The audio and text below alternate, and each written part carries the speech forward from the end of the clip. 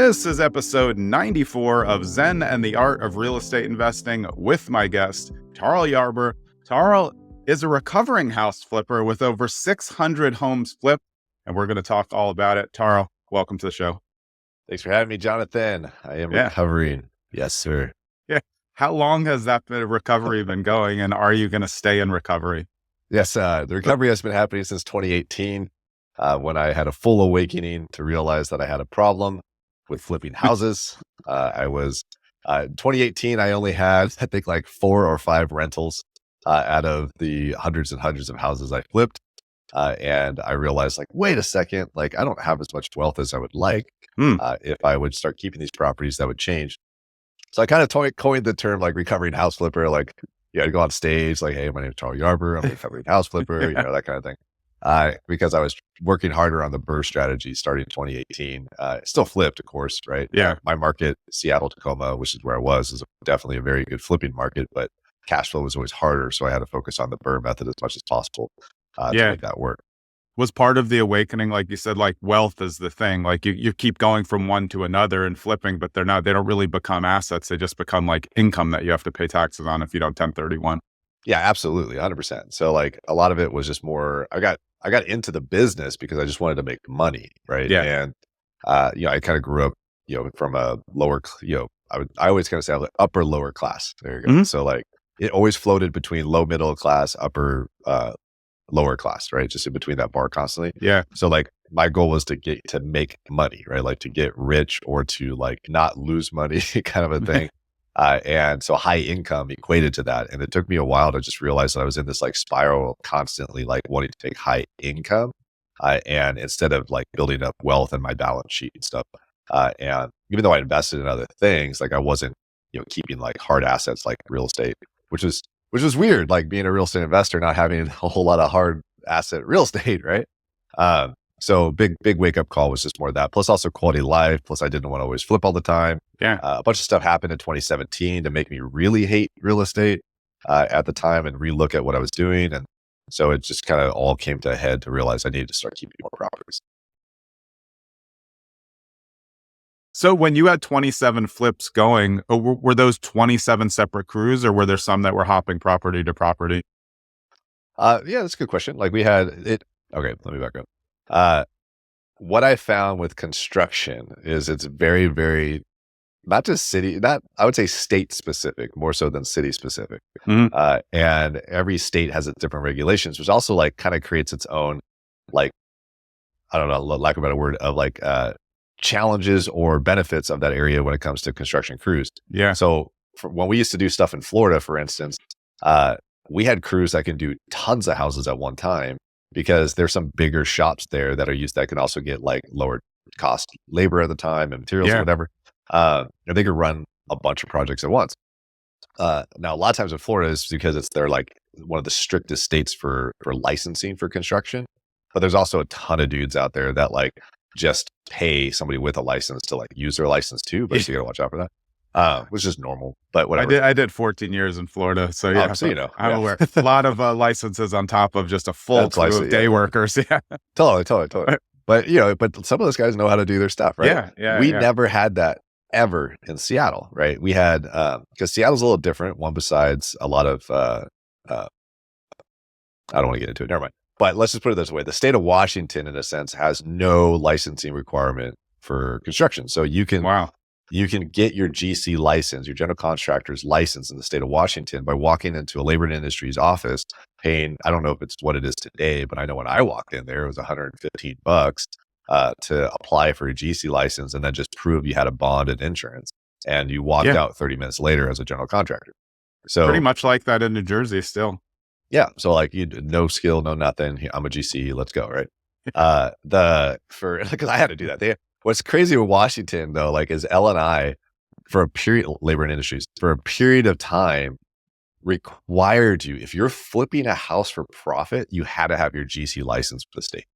And which it was a total money grab, like straight up you don't mafia. Have to do anything to get it.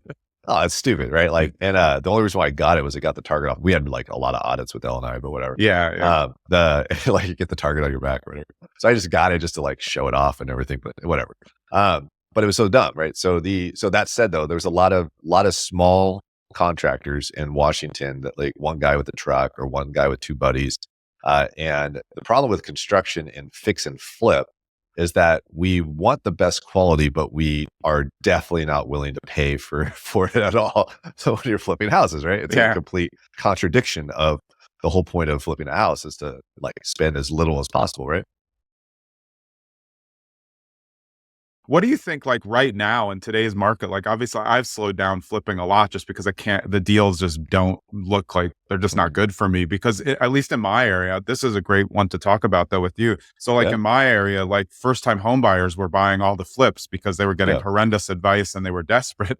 So I'm looking at something that needs 100. They're there with a realtor saying, "Oh, this is like 15,000," and I'm like, "Oh my god!" Like, and they were buying. I mean, they were just so yeah. desperate. They were buying it all. So I can't compete with a first time home buyer. I'm not going to pay that. Did you find that as you were still going through the few properties they were flipping? Yeah, I mean, Seattle is like Yeah. it's one of the hottest markets in the entire US for a long time. Tacoma became in 2015, 16 became one of the hottest appreciating markets as well, which was my neck of the woods that I really, really did a lot of my work in. But at 17, 18, also like anyway, so like I definitely got the hockey stick portion of Yeah. Seattle being there.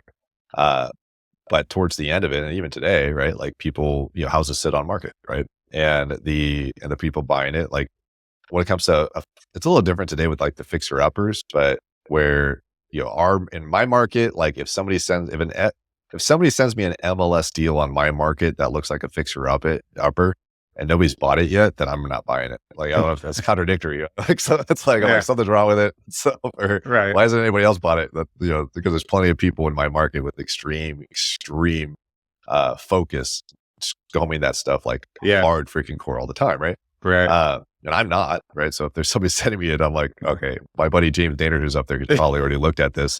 Yeah. On the And he first didn't day. buy it. Yeah. Like, and I'm so why he hasn't sent it to me yet. So therefore we probably shouldn't buy it. But Yeah. the but to that point though, like in 2022, sorry, more 2021, yeah, I mean, you had people that were homeowners just going like, I just need to get in a house and I'll buy it and fix it up when I live in it because at least I got a house, right? Because Yeah. that's all they can do. What that also did is the off market stuff is that the off market homes, the sellers knew what they had like a bit more. And he also what was crazy, I mean, dude, my market, people always say their market's competitive. Like I get it. But we could trade war stories and competition. Like Yeah. Seattle is like like there's very few markets that were more competitive Yeah. than Seattle Tacoma. Uh, and you had wholesalers that you had off market properties that would have 7 to 10 people bidding each other up on an off market property Yeah. before they even got it under contract, which they would then send it out to the masses for wholesaling, which would Right. then appear like it was just and they all shit on each other. Like anyways, Yeah. it was great to watch. But massive competitions off market more so than even on market. But Yeah. so because the sellers knew what they had, right? And the only time that you'd have it to where the sellers didn't is extreme circumstances like probate, foreclosure, things like that. Or what only reason why Seattle ever really truly worked out in the height of the market in 2020, 21, 22 was because a lot of the properties are 100-year-old homes.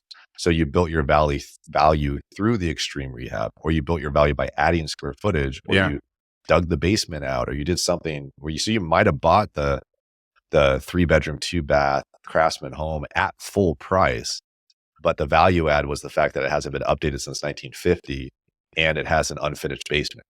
Right. So your as is value is the same as you bought it for. So, but you did you did the value add through the rehab. Today, like I just think it's actually more predictable, to be honest with you. So that's how I see it. Is that it's just that there's that lag of sellers still thinking the house is worth a certain amount or whatever, or like it goes on market, should sell within 5 days. When it's out now, it's not, right? So there's a lag there for that situation. Yeah. Uh, but it also makes house flippers more gun shy from pulling the trigger because we're not sure if the knife stopped falling yet, if it's leveled out, like, or if rates are going to be 7.5 or 8%. Right. Like, is it going to stay that way? Like, is it going to get to 10? Like, Yeah. so Right. so it creates a lot of what I found is that there's a lot of newer to the people that were newer and it got started in 2020 and 21 or 2019, some of those people are still flipping. The savvy, like I wouldn't say savvy, sorry, the more like veteran that have been through it are the ones that I've seen that are more on the sideline than anything because they're like, hey, I've built a lot of stuff. I don't want to risk it now, right? Kind of a situation. Yeah. So that's what I've seen at least. But then you got guys like my buddy Jimmy in Seattle, who's just like, I don't care, let's go, right? But does it help you do that so you can focus on higher end properties or just turn more? It's a different thought process. This is not relatable to everybody that's not going to go start a fund tomorrow, but basically you're looking at a blend of returns. So the ROI is the most important thing, not the cash. And so it's sure you might make the 200 on a property, but if that's only at 12%, as an example, then it's not a good property. And versus we might make 30 on a property. If that's a 20%, then that's a good property. Like, so it becomes an ROI play more so than a cash play. And it's a blend. Like, so you might have some ups and downs, but like what kind of gives us some flexibility on it, why I'm actually like enjoying it so far, is that makes it to where like we can keep a property all cash, not having to worry about the interest rates. So it makes our competitiveness on BRRRRs just like, I mean, basically it's a BRRRR, but without the last or the second to last R, which is the refinance, just a little, right? So, you're just a little cold, yeah, exactly, right. So like it makes it to where we can just keep it and then worry about refinancing later when the rates change, which might be 7 years from now, might be 8 years. Like that's just part of the game. And if it's capping at a 9 cap, right, at the cost basis that we bought the property at and rehabbed it at, and then great, let's keep it. And even if it only got like a 12% or 13% cash on the flips, but it's cash flowing at a 9 or 10, that doesn't matter. Oh, cool. We're keeping the property. Yeah. On the other side, if it's a flip, let's say that the cap's like 3, right? But the flip is 20, then we sell it, we flip it, and we put it back into the fund and move on, right? Yeah. So it gives us a lot more flexibility that way, reducing risk actually quite a bit. And it's just what we've always done, but just with a bigger pot. But the conflict and stuff like for me internally and why I never did this before was because you can make more money if you just have private money lenders and versus a fund and giving it away. So people like, I'm saying this for people listening more than anything, is that like, having 1 or 2 private money lenders that can give you a few $100,000 every now and then, like, is actually a lot more profitable than having a fund giving away 60-70% of everything to LPs and then splitting that with your GPs that are with you and you get like 10%, right? So which is why I never ever started a fund. And the only reason why we started it was so that we want to keep these properties on the book cash. And the only way that it works is with a fund.